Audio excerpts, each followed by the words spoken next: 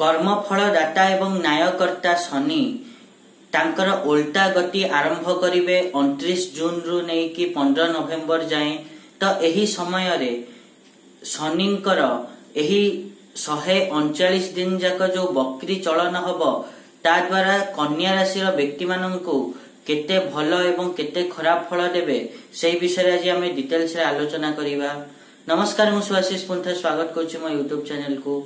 आज आमे आलोचना करिवा कि शनिंकर एही चलन जोगु वक्र चलन जोगु कन्या राशि रो व्यक्ति माननकु केते भलो एवं कोन सब खराब फल मिलिबा को जाउची से विषय तो डिटेल्स रे आलोचना करिवा। ता पूर्व सबना भले ओते रिक्वेस्ट करिया को चाहिबे कि जो माने भी एजाय चैनल को सब्सक्राइब करना सब्सक्राइब करंतु आ पाखा बेल आइकन को मध्य प्रेस करंतु जा द्वारा कि म आगो को जहां भी किछि वीडियो देबी ता नोटिफिकेशन आपन मान को ठीक समय रे मिले जिवो।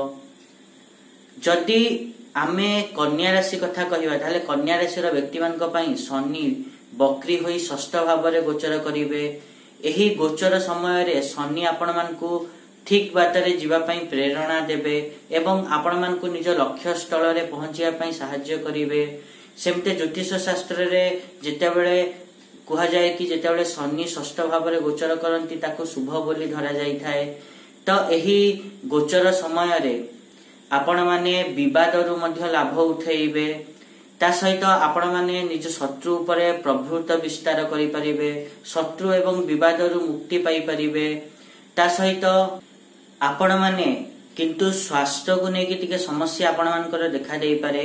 पूर्वरु जो रोग थिला से रोग पुनी थरे देखा देई पारे, सेति पई आपणकर चिंता बढ़ी पारे एवं आपण ता पई खर्च मध्य करिवे।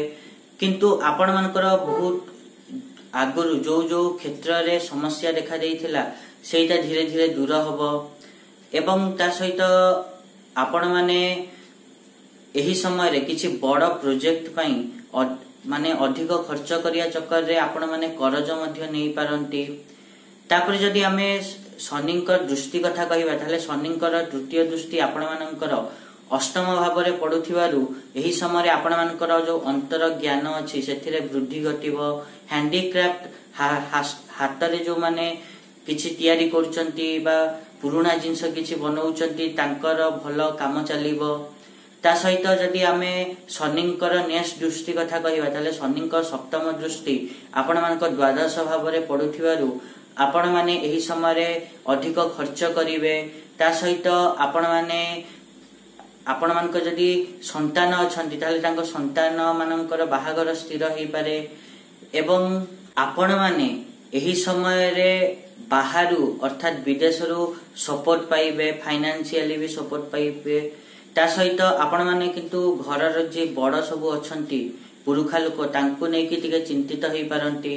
तापर जदि हमें शनिंकर दशम दृष्टि कथा कहिबा ताले शनि तांको दशम दृष्टि रे तृतीय भाव को देखिबे। तो यह द्वारा आपण मानक पराक्रम रे वृद्धि घटिबो, भाई भौणी को सुख रे वृद्धि घटिबो, भूमि भवन वाहन एई सुख रे आपण मानक वृद्धि घटिबो।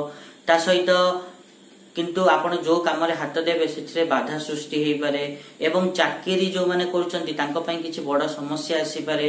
सेति पई से माने एही समय रे जदि परिवर्तन कोनोसी प्रकार परिवर्तन न करंतु चाकरी रे।